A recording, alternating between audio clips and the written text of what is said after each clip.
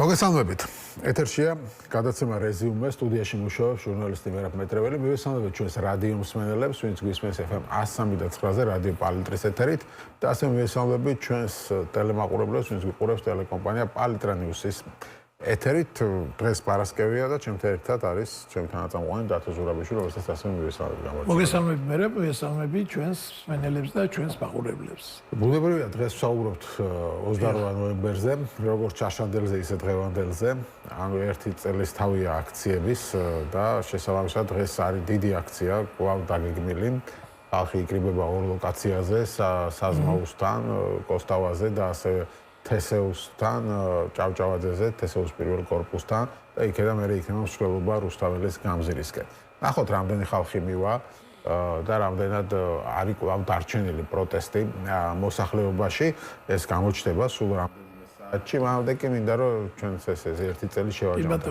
ამසේ თუმცა შალვა პაპუაშვილი გამოვიდა დღეს და ამბობს რომ რა ერთი წელიო კაცო აქციები 26 ოქტომბერს დაიწყო და რატო იკლებენო ერთ თვესო. ანუ გულისხმობს რომ არჩევნების მერე დაიწყესო უკვე, თუმცა არჩევნების მერე კი იყო მცდელობა, მაგრამ ის ვერ გადაიზარდა. ის ვერ მიიღო ისეთი მასშტაბური ხასიათი. დიდი პროტესტი სწორედ 28 ნოემბერმა მოიტანა და ყობახიძის განცხადება. ანუ ხალხი ყობახიძემ გამოიყვანა ქუჩაში.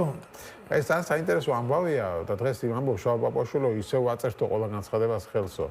ჩვენო კი არ გავაჩერეთო ევროკავშირთან მოლაპარაკებები ევროკავშირმა გააჩერა ჯერ კიდევ ივნისშია და ესო ელჩმაც აღიარა და ფერი მაშინ რაღაც გამოდიოდა ყობახიძე და მეორეჯერ რაღაც ვაჩერებდა მაშინ თუ გაჩერებული იყო სიტყვით ასე თქვა რომ საქართველოს აჩერებს მოლაპარაკებას გაწევრიანებაზე ხო არ მოგჩვენები ახლა ჩვენეს რა თქვა ამ ადამიანმა და მორჯავა დავამთავრე შევასრულებთო რაღაც ვალდებულებებს ესეც დაამატა მაგრამ გაწევრიანებას 2000 ასე თქვა 28 წლამდე ვაჭერებთ.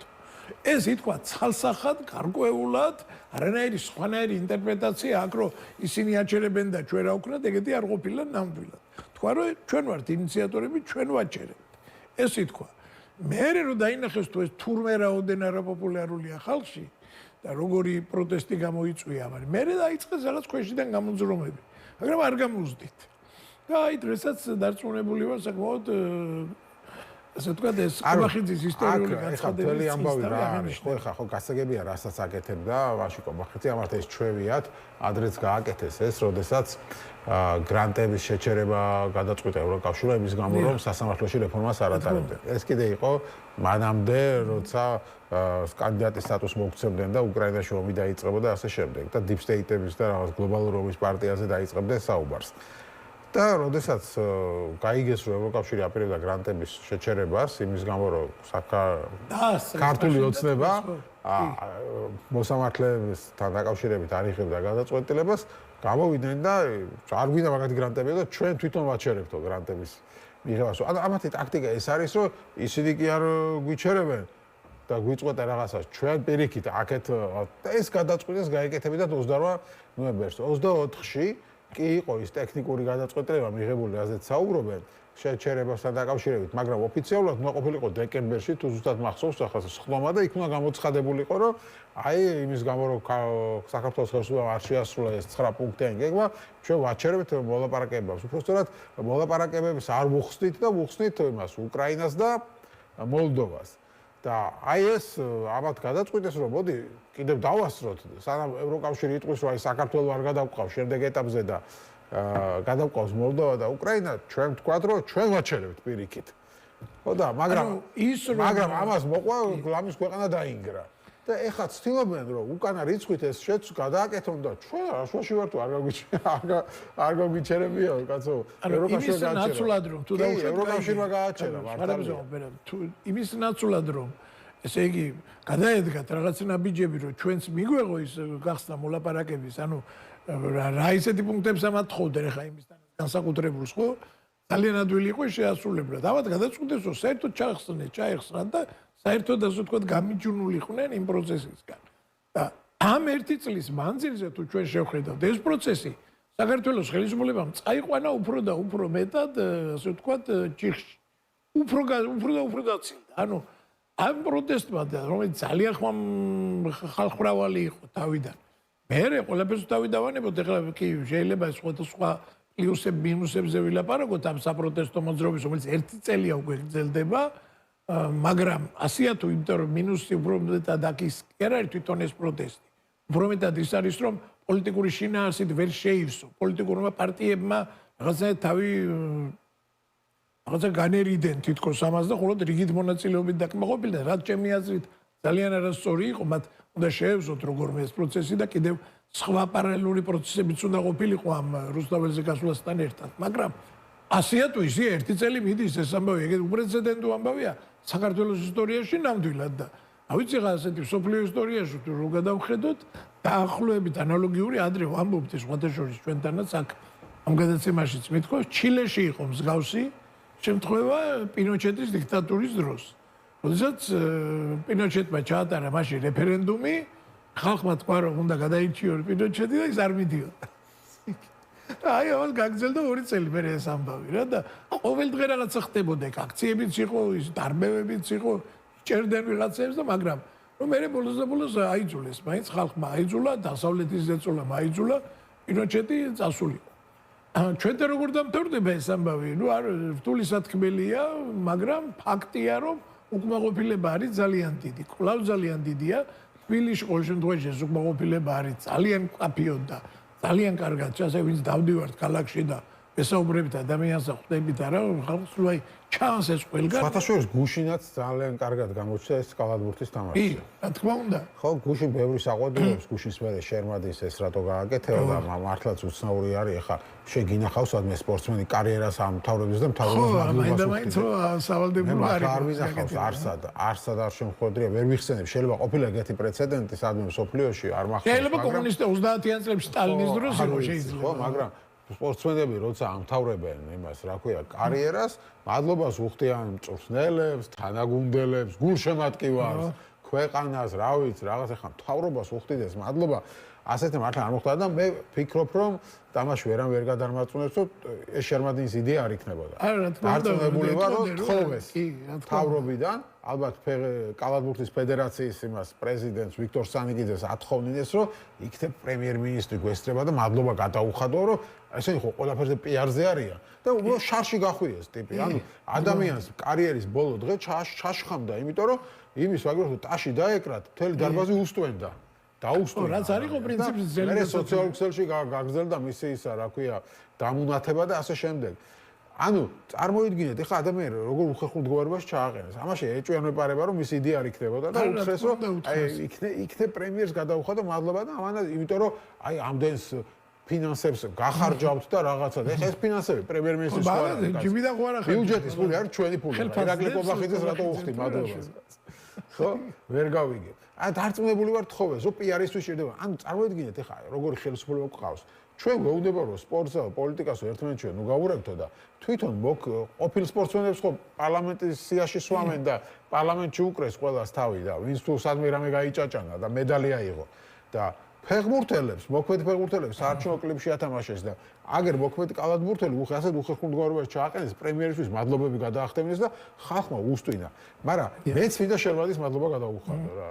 უშინდელი გამოსვლა რო არა შერმადინის ვერ გავიგებდით რომ კიდე როგორ არის შემორჩენილი პროტესტი მოსახლეობაში. რა თქმა უნდა არის. იქ ხოხა კალათბურთის თამაშზე ისა რა ქვია რუსთაველის მოპროტესტები არ იყვნენ შეკრებილები. დღეს კალათზე კი გამოვიდა და 30 ნაცი უსტვენდაო და ვერ გავიგე ნაცები ხوار დადიან მარტო კალათბურთის თამაშზე არა? 30-ზე მეტი იყო აშკარად. იქ იყო ყველანაირი ხალხი მისული, ისეთი ხალხი რომელიც შეიძლება არ დადის პროტესტზე, მაგრამ ეს არ მოეწონა კობახიძის სახელის ხსენება. იმიტომ რომ კობახიძე ასოცირდება მათთან სწორედ 28 ნოემბერს და შერმადის მადლობას იმიტომ ვუხდი რომ კიდევ ერთხელ გამოჩნდა რამდენად არის პროტესტი კვლავ დარჩენილი მოსახლეობაში. თქმა უნდა არის და ეს შეუძლებელია მე წავიდეს 1 წელი რომ ასეთი ამბავი ხდება და 1 წლის რაც იყო და იმის მერე კიდე რიტორიკა რაც არის ხელისუფლების რომ ესე იგი თავარი მტრადი გამოცხადებულია თავარ მტრად გამოცხადებულია ბრიუსელი. პაპუაშვილის ყოველი გამოსვლა ეძღვნება ბრიუსელს. და რაღაცა ბრიუსელის ბიუროკრატია და თითქოს ეხლა ეს ბრიუსელის ბიუროკრატია გვახჩობს და რაღაც უბედურებაში ხროს ისევ ამოვიდა ის ლაპარაკი დაიწყო რომ კაცების გათხოვებას გვიპირებენ უკვე ის ნინო წილოსანის გამოსვლა იყო ასეთი რომ დიახ გვიპირებენო ჩვენი კაცები გაათხოვონ აბსოლუტურად რაღაც სასამართლომ რაღაც გაწყვეტილება მიიღო რომელიც არა აბსოლუტურად არ ეხება იქვე უწერია იმ გადაწყვეტილებაში რომ ეს არავალდებულებს ევროკავშირის წევრ სახელმწიფოებს რომ მიიღონ ასე ვთქვათ ქორწინების დაუშვან ქორწინება რასაც ქვია თუმცა დისკრიმინაცია არ უნდა დაუშვათ იმ ხალხის რომლებიც სხვა ქვეყანაში შეიძლება ქორწინებაში იყვნენ და დისკრიმინაციის არ დაშვება და ქორწინების აღიარება რომ ერთი და იგივე გონია ხალხს ეხა ეს მათი პრობლემაა რა თქმა უნდა მაგრამ აქ მაგაზე არ არის აქ უბრალოდ ისევ ამ თემატიკის დატრიალება მუდმივად ისევ მცდელობა რომ კлау გააშავან ევროპა აი ნახე დღეს რა თქვა პაპუაშვილმა ევროკავშირის წევრობისთვის ყველაფერს გავაკეთებთ თუმცა ბრიუსელის ბიუროკრატიას მათხოვრობას არ დაუწყებთ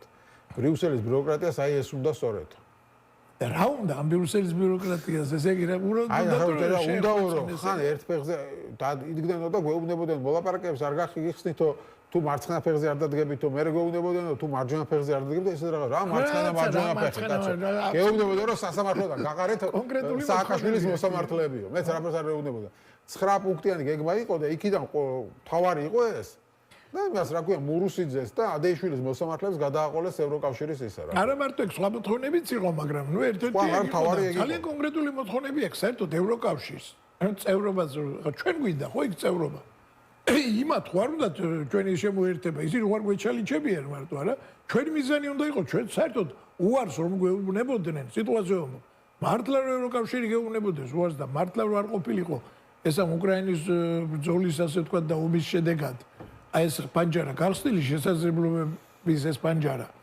ჩვენი მიზანია კაცო ესა და ჩვენ გვინდა და ჩვენ გვაწყობს იმიტომ რომ საქართველოს ეროვნული ინტერესებშია ევროკავშირში წევრობა დავანებოთ თავი ამხელა სოციალური ასე ვთქვათ ეს არის შეღავათი ეს პენსიონერებისთვის, ახალგაზრდებისთვის, მოხუცებისთვის, სამედიცინო მომსახურება როგორი იქნება, პენსია როგორი იქნება, ხელფასები, მინიმალური ხელფასი, ანუ ნახოთ აღმოსავლეთ ევროპის ის ქვეყნები, რომელიც არაფრით ჩვენზე უკეთესები არ იყვნენ მანამდე. მაგრამ როგორი დღეს სად არიან ისინი დღეს, ხო? ეს ჩვენი ინტერესია და ის უარსო გეუბნებოდა შენ აქეთ უნდა ეჩელიჩებოდე რომ როგორმე შეყვიდე ცალფეხზე დგომაზე და ასე ვთქვათ დასახიჩრებას არც გთხოვს არავინ და არც საჭირო არც არანაირი აუცილებლობა ამისი არ არის და როცა ითხოვენ რომ სასამართლო იყოს სამართლიანი და შენეუნები რომ იცი რა ეს ჩემს სუვერენიტეტში ჩარევაა და აქ ბატონი ბიზინა გადაწყვეტს ვინ იყოს მოსამართლე აქ მურუსიძის და ჩინჩელეს მეშვეობით ქვეყანა სადაც ბიზინა ივანიშვილი არის ბიზინა ივანიშვილი არის პოლიციელიც ბიზინა ივანიშვილი არის პროკურორიც ბიზინა ივანიშვილი არის მოსამართლე ყველაფერი ბიზინა ივანიშვილი უბრალოდ ეგეთი ქვეყანა გვაქვს და ამაზე ამის საწინააღმდეგო თუ გაქვთ თუ რამე ხართო აგენტებიო აკაცუკები თუ რაღაცა აკაცუკი და ბრიუსელიც არის ისა რა ქვია deep state-ის მონა და ასე შემდეგ და ანუ ანუ ფაქტობრივად ბრიუსელი ყავთ ტრად გამოცხადებული და თან იძახია რომ არა მაინც ევროკავშირში მივდივართ ეს მაინტერესებს რატომ იძახიან აი ოდი ეს დავსვათ აი რა არის ამის მიზეზი იმიტომ რომ იციან რომ ხალხში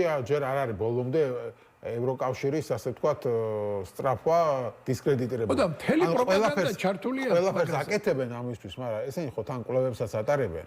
და სავარაუდოდ ჯერ კიდევ კვლევებში ამოდის, რომ ჯერ კიდევ არის სიმპათია ევროპის მიმართ. ჯერ კიდევ ამათო პროპაგანდამ, ბინძურმა პროპაგანდამ, რომ ყოველდღე ცდილობენ ევროპა გააშავონ და 30 წლიან ტრადიციას რაღაცა გეების კავშირად წარმოადგენენ და ხან რაღაც ომის პარტიად. ეტყობა არ იმუშავა ამან. და ჯერ კიდევ თავიანთ მომხრეებში შემართალი ხარ, იმიტომ რომ ბოლო დროს ეს შეცვალეს ცოტა. ანუ დაიწყეს ხშირად იმის გამო, ჩვენ კი გვინდა, მაგრამ აი ეს ბრიუსელი არ გვიშვებს რა. ეხლა ეს რაშია ჩემი საქმე, ევროპა, ქართული. გადატეხავენ ამას. ამ განწყობას თუ გადატეხავენ, მე გამოვიდა იტყვია რომ საერთოდ არ გვინდა ევროკავშირი. და მე იტყვიან, იმიტომ რომ ერთი პერიოდი გოგა ხაინდრავა, თქვა ვიღაცები ძახდნენ რომ არავით არის ევროკავშირი, არანაირად გოგა ხაინდრავა მარტო თავის აზრებს არ გამოთქვამს, ხო?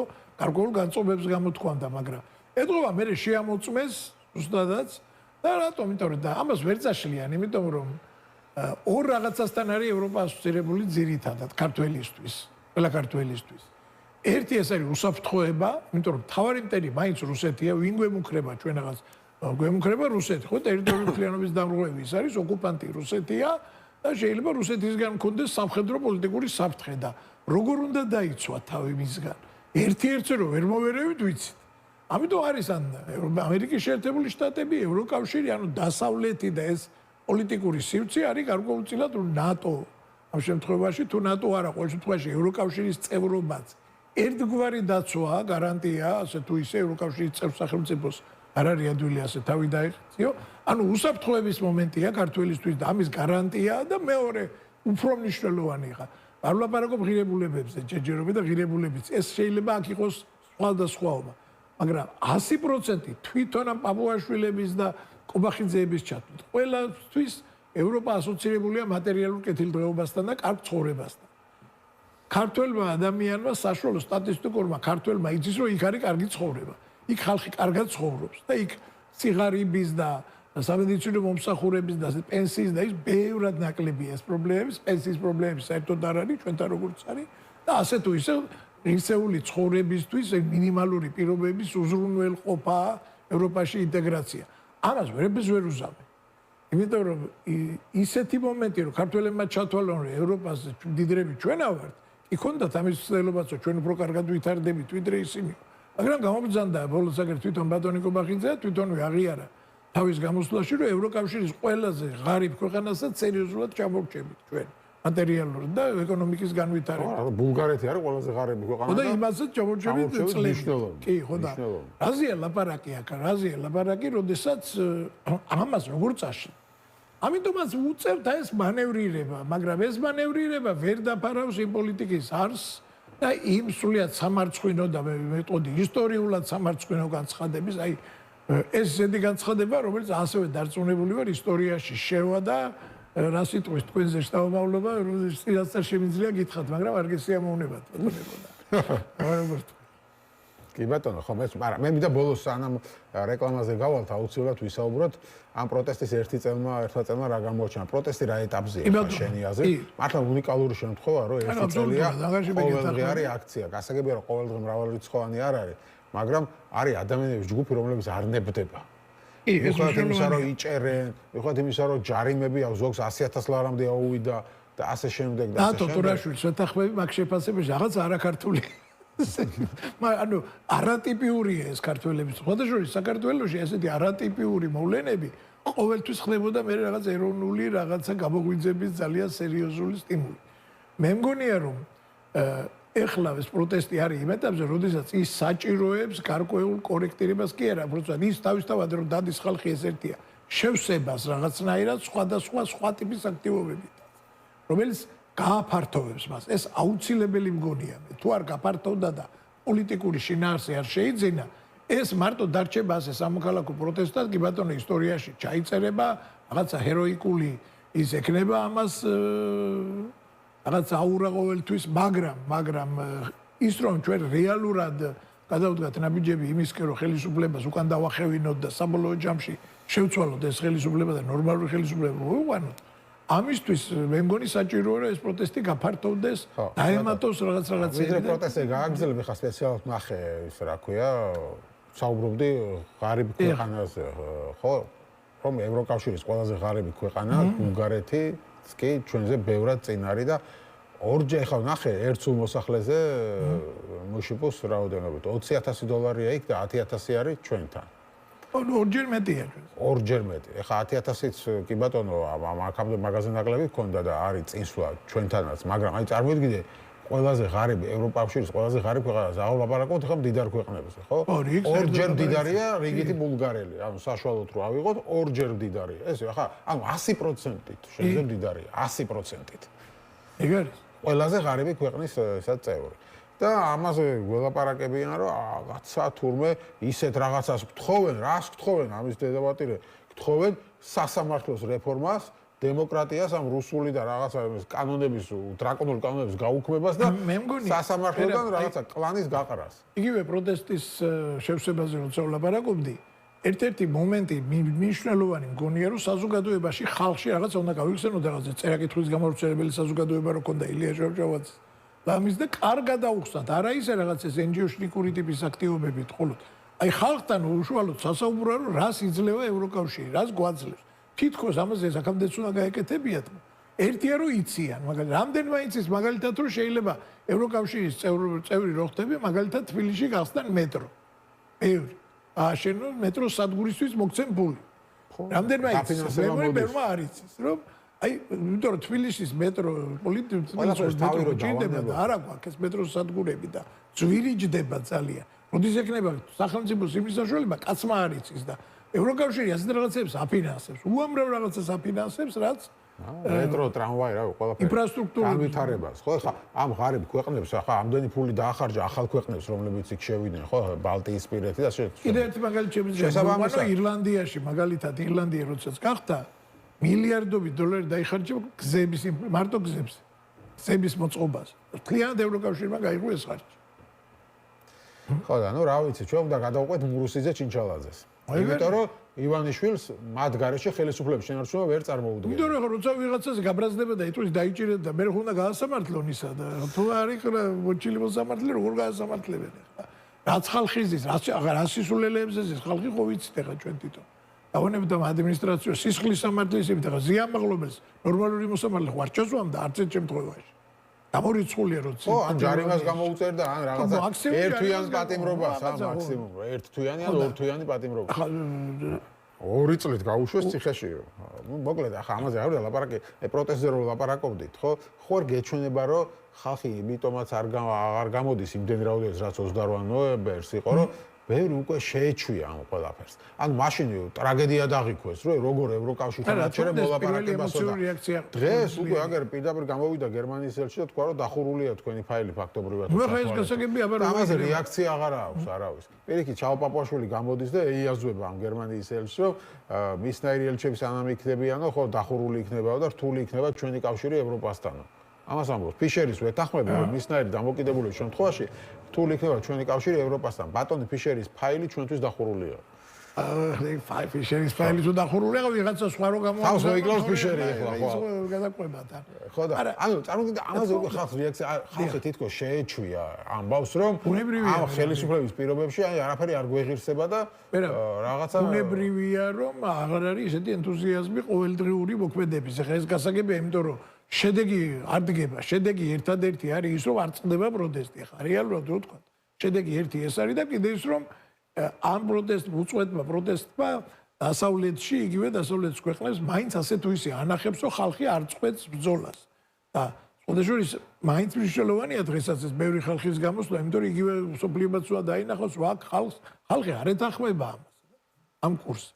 თბილისი ამ შემთხვევაში და მე ლაპარაკი იმაზე, რომ არჩევნების შედეგი თბილისი განსაზღვრავს ამ შემთხვევაში სწორედ თელ საქართველოში, იმიტომ რომ თელ საქართველოს განწყობას იმდენად, რამდენადაც რეგიონებში ხელისუფლებას ძალიან ბევრი ბერკეტია ჯერჯერობით, რომ ზემოქმედება მოახდინოს და თავის სასურველად წაიყვანოს იქ საქმე, მაგრამ ეს ბერკეტიც ეცლება ნელ-ნელა ხელიდან მე რასაც უყურებ იმ პოლიტიკის გამო, აი კობახიძის ხელით რაც კეთდება ბოლოს. ისეთ რა, აი ღარიბაშვილის ოცნება, ასე ვთქვა და კობახიძის ოცნება, ჩემი აზრით არის განსხვავებული. ღარიბაშვილის ოცნება ეს იყო არსებითაც ხვანაირი პოლიტიკის გამტარებელი საშინაო პოლიტიკას გულისხმობ, ვიდრე ვთქვათ ნაცმოძრაობის დროს რო იყო. არანაირად არ გაგონებდა იმ ხელისუფლებას, მიუხედავად იმისა, რომ ბევრი კადრები ყავდათ იმათი და მათაც და სასამართლო პრაქტიკულად იგივე შემადგენლობისა.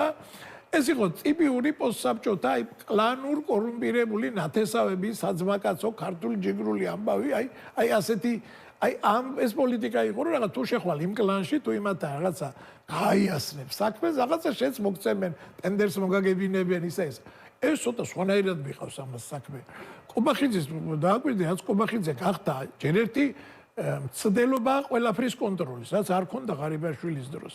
აი იგივე აკადემიურ სფეროში მაგალითად ის ხალხი არ ერეოდა. უნივერსიტეტებში არ ერეოდა, განათლების სისტემაში არ შევარდნილა ნაჯახით, როგორც ეს კობახიძე რო შევარდა და იქნებს და არ იცის ვის მოხდება და თავისიანებიც დააზარალა იქ წილად. ახლა არის მცდელობა ყველაფერი გაკონტროლდეს, აბსოლუტურად.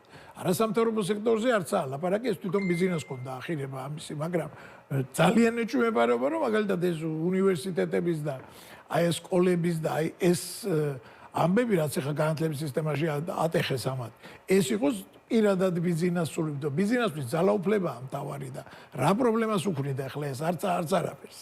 მაგრამ კობახიძის სტილი არის ყველაფრის კონტროლი ერთი და მეორე, ესე იგი რაღაცნაირად არავითარი უკან დახევა. არავითარი უკან დახევა, ყველაფერი ესე იგი რაღაცას გააკეთებ, მეორე იმდენი უნდა გავაკეთო. ეს ეთყობა ბიზნესაც ეს მოეწონა, სწორედ და ამიტომ ხავს წამოწეული წინა პლანზე.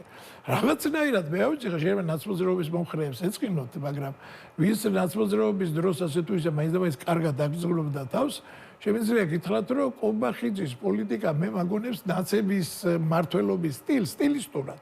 ოღონდ იმ შემთხვევაში თუ ნაცები რო ყოფილიყვნენ ანტიდასავლელები. ნაცებს ის მაინც უნდათ, რომ დასავლეთის თვალში ყოფილიყვნენ კარგი ტიპები, ხო და ამიტომ რაღაცეებს უწევდნენ ანგარიშს და ეს არის მაგიტომაც მოუწია მიშას არჩევნების შედეგების აღიარება. ის ასე თუ ისე ანგარიშს უწევდა ევროპასაც, ამერიკასაც და ეს კი არა ანგარიშს უწევს კი არა, მტრად ყავს გამოცხადი ანტიდასავლელი ნაცი რო წარმოვიდგინოთ, არის ყობახიძე. ჩემი აზრით. აი ნაცი ოღონდ დასავლეთს რო ვერ იტანდეს ახლა. არა, დასავლეთს ვერ იტანს რა ახლა, რასაც ეუნება ბიძინა იმას აკეთებს. არა, გასაგებია, მაგრამ როგორ აკეთებს?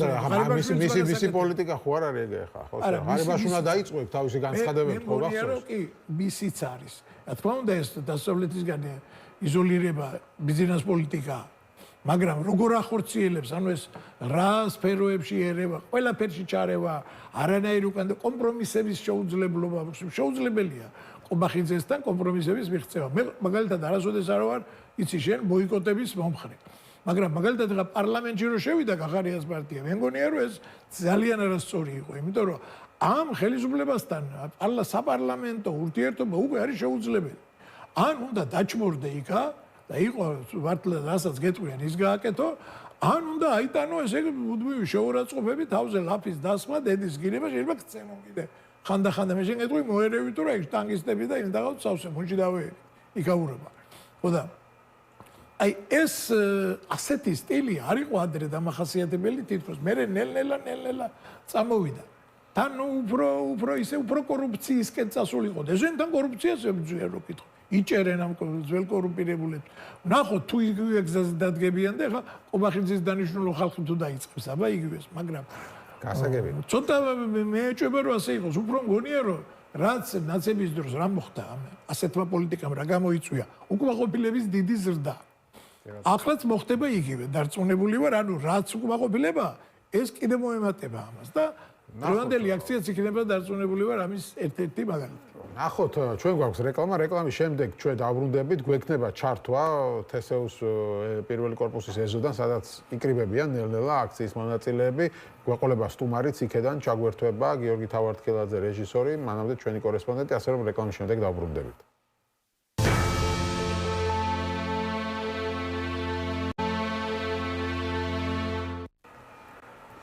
მაშასე ჩვენ დავბრუნდით ეთერში. და როგორც გითხარით, გადაცემის მეორე ნაწილს დავიწყებთ ჩართვის თბილისის სახელმწიფო უნივერსიტეტის პირველი კორპუსის ეზოდან, სადაც იკრიბებიან აქციის მონაწილეები. დღეს არის 1 წლის თავი, კიდევ ერთხელ შეგახსენებთ ამ უწყვეტი აქციების დაწყებიდან შარშან 28 ნოემბრის შემდეგ ფაქტობრივად უწყვეტად მიმდინარეობს აქციები. და დღეს არის დიდი აქცია დაანონსებული, შემდეგ მსვლელობა რუსთაველისკენ. ჯერ იწყება მხოლოდ აქციის მონაწილეების შეკრება. ჩვენი კორესპონდენტი სალომე ჯაფარიძე არის იქ, რომელსაც მივესალმები. გამარჯობა სალომე, თუ გესმის. რა ხდება ახლა მან რა განწყობა არის და ის განსხვავება მას.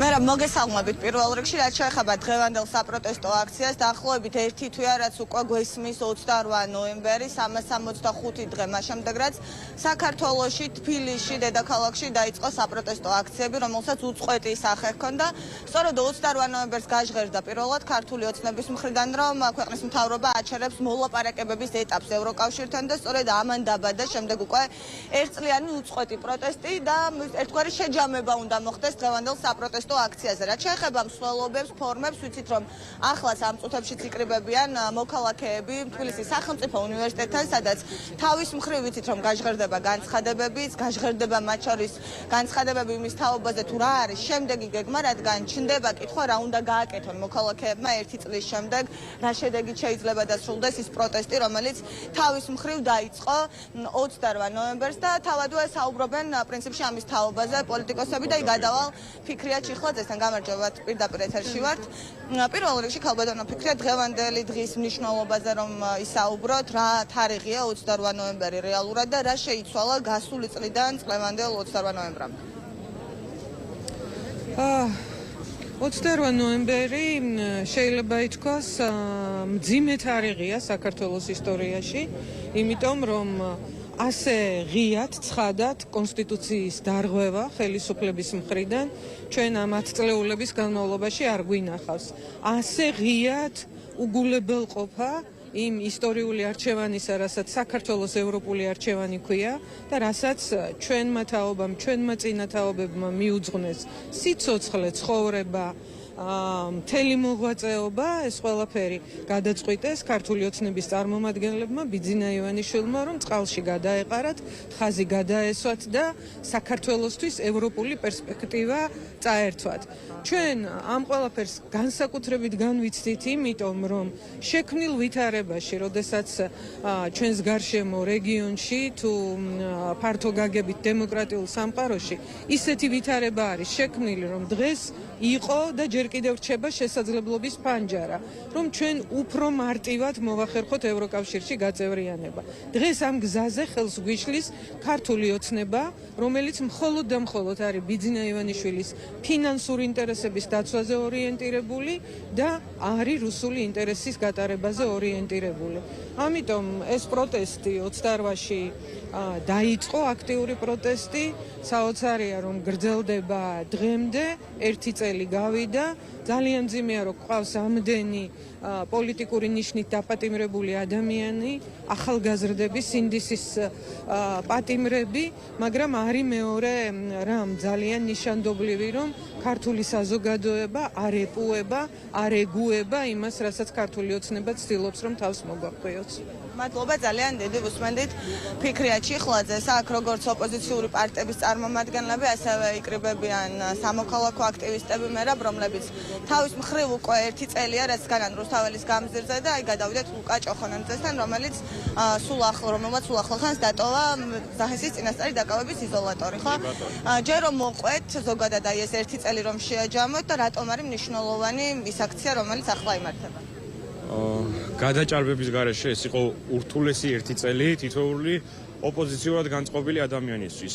ძალიან რთული პერიოდი გავიარეთ და პრაქტიკულად გავდივართ ძალიან რთულ პერიოდს და ეჭვი მაქვს ვშიშობ მოგვიწევს ცოტახან კიდე გაძლება. მთავარია არ დავნებდეთ, მთავარია ვიყოთ შეუგუებლები, ვიყოთ მებრძოლები და ის დნმ-ი და ის იდენტობა, რასაც ივანიშვილი ესე ებრძვის, რომ ქართველს გაუქროს ის ბრძოლის უნარიანობა დაავიწყოს საიდან მოდის, რომ რაღაც დაჩმორებული ანწუხელიძეს ეძახოს უაზროდ შეწირული და ხო რეალური ჭეშმარიტი გმირების ფალსიფიცირება მოახდინოს თეა წულუკიანმა, ამას არ შევარჩეთ ნამდვილად ბიძინა ივანიშვილს. ეს არის ადამიანი, რომელსაც იმდენად ეშინია ესეთი იდეალების. ჩვენ ხო მარო მაყაშვილის, ილია ჭავჭავაძის, მერაბ კოსტავას, ზვიად გამსახურდიას, ანწუხელიძეს ამ იდეალებზე გავიზარდეთ და ბიძინა ივანიშვილი იმდენად ეჭვიანი კაცია, ვერ იტანს მასზე აღმატებული, მის უფრო გარდაცვლილი ადამიანი რო შეიძლება იყოს.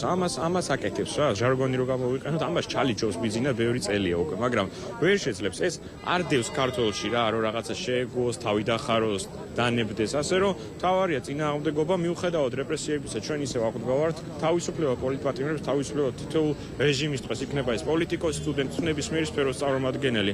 აუცილებლად გავიმარჯვებთ და გავიმარჯვებთ სახელოვნად, იმიტომ რომ არც ერთი ეს მსხვერპლი უაზრო არ იქნება და იქნება თამდები საქართველოს დამოუკიდებლობის და კარგ ქვეყანაში ცხოვრების. ამაში ვარ დარწმუნებული. მადლობა ძალიან დიდი უსმენდით ლუკა ჭოხონანძეს და მოკლედ მოვისმინეთ ჯერჯერობით წინასწარი განცხადებები, მე რა დიდი ალბათობით რამდენიმე წუთში დაიწყება უკვე შეკრება და მობილიზება იმისათვის, რომ მსვლელობა მიიღოს თავის მხრივ ის სახე, რომელიც დაანონსებული, ანუ თბილისის სახელმწიფო უნივერსიტეტიდან რამდენიმე წუთში აქ შეკრებილი ადამიანები გადაინაცვლებენ მსვლელობით ქვეყნის პარლამენტთან. საინტერესოა მოვა თუ არა შინაგან საქმეთა სამინისტრო დღეს ამ ადგილზე, რადგან ჯერჯერობით ვერ ხედავთ საპოლიციო ძალებს, როგორც წესი ისინი ახდენენ ხოლმე მობილიზებას საპროტესტო აქციის დასაწყისისას.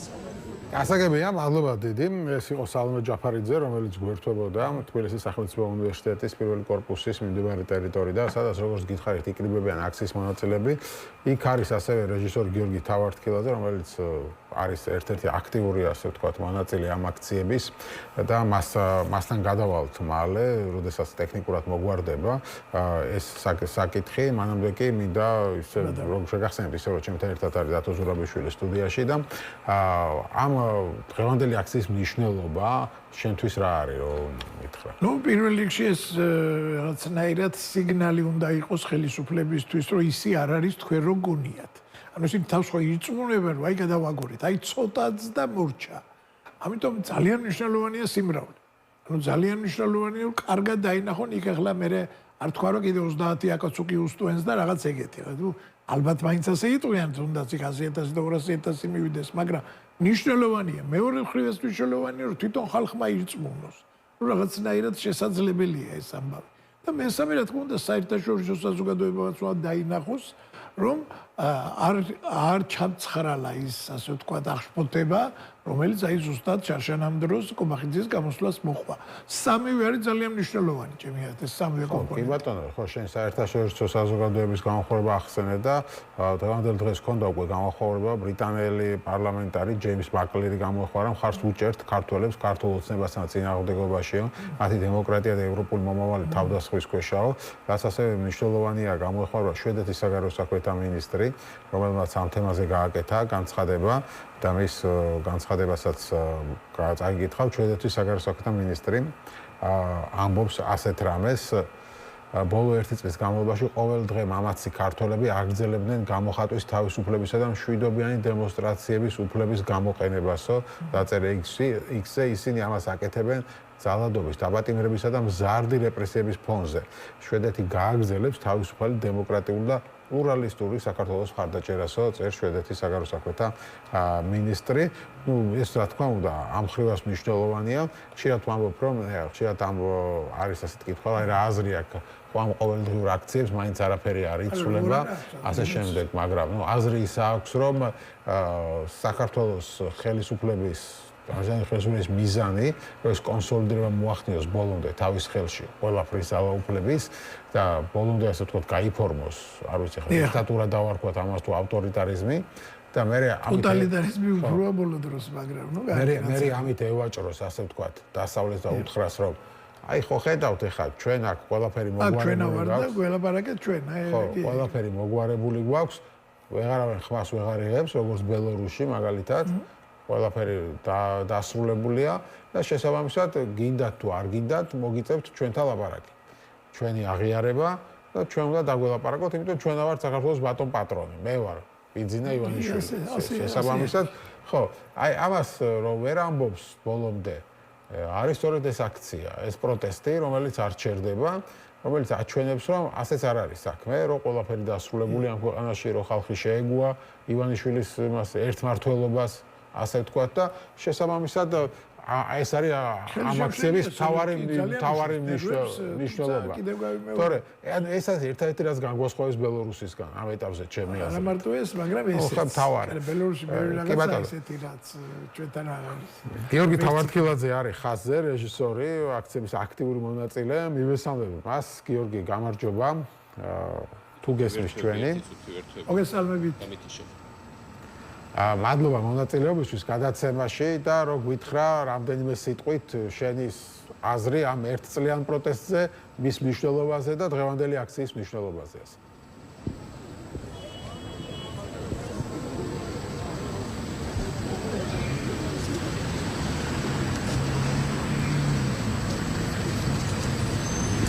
გესმის კი ბატონ გიორგი, ჩემი გესმით? არ ესმის როგორც ჩანს ჩვენს სტუმარს. კი ბატონო, ხო, იმედია გამოსწორდება ეს ტექნიკურად, სულ 5 წუთი დაგვრჩა საბოლოო ჯამში და იმედია ხო ერთ კითხვაზე მაინც გავცემს პასუხს და მოვასწრებთ ამას.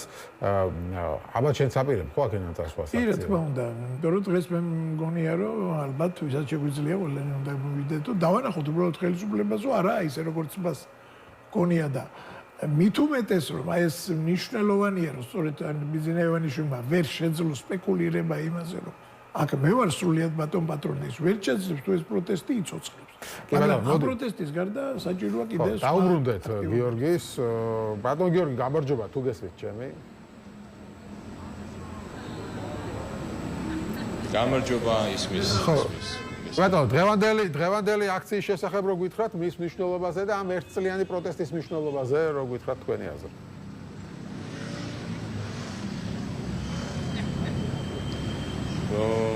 მე ვფიქრობ, რომ ერთმა წელმა ძალიან მნიშვნელოვანი შედეგი დადო და თან იმის გათვალისწინებით, რომ ჩვენ მოვახერხეთ, რომ მნიშვნელოვნად დაგვეზოგა ჩვენი რესურსები, ჩვენი ენერგია, ჩვენ ვისწავლეთ ბრძოლის სხვადასხვა ფორმები.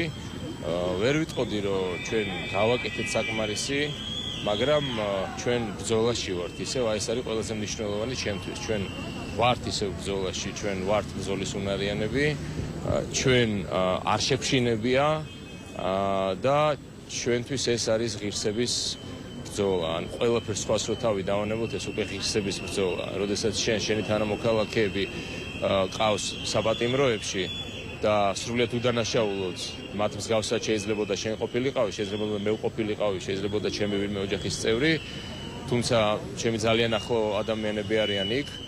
არ შეიძლება და ანუ ღირსეულად ვერ ჩათვლი შენ ცხოვრებას და შენ თავს, თუ შენ ჩვეულებრივად გააგრძელებ სამოქალაქო ცხოვრებას, ამაზე თვალებს დახუჭავ და მოახდენ ნორმალიზებას ამ ყველაფრის რა. ამიტომ დღესაც ისევე როგორც სხვა მნიშვნელოვან დღეებში მე ვატყობ, რომ იქნება ძალიან ბევრი ხალხი. რაც ყველაზე მთავარია, ადამიანებში აღარ არის შიში და რაც ყველაზე საინტერესოა, აი რაც ერთი წლის წინ რაც მახსოვს, ვინც მახსოვს, რომ ქართულ ოცნებას უჭერდნენ მხარს, ან ნეიტრალურები იყვნენ, ძალიან ბევრი მათგანი არის მკაფიოდ გამიჯნული და აქვს მკაფიოდ ჩამოყალიბებული პოზიცია და დგანან საღი აზრის მხარეს. ეს ძალიან მნიშვნელოვანია და ეს მე მაძლევს იმედს და რწმენას, რომ ეს ბრძოლა აუცილებლად დამთავრდება საღი აზრის გამარჯვებით, ანუ ჩვენი გამარჯვებით. და თქვენ თქვით, რომ შიში აღარ არისო, მაგრამ ხომ არ გეჩვენებათ, რომ ბრაზიც აღარ არის ისეთი, როგორც იყო შარშან. ხო, შარშან გვახსოვს ახლა რა მოხდა იმ ერთი განცხადების მერე ლამის მთელი თბილისი ქუჩაში გამოვიდა და ამ ერთ წლის განმავლობაში ხო არ ფიქრობთ, რომ შეეჩვია ხალხი უკვე იმას, რომ ანუ ყველაფერს რასაც აკეთებს ხელისუფლება, ძალადობასაც, უკანონო პატიმრობასაც, ევროკავშირთან მოლაპარაკებების შეწყვეტასაც და აი ბევრ ადამიანში ნიჰილიზმმა დაისადგურა და ამ ყველაფერზე ისეთი ბრაზი აღარა აქვს, როგორც შარშან ჰქონდა.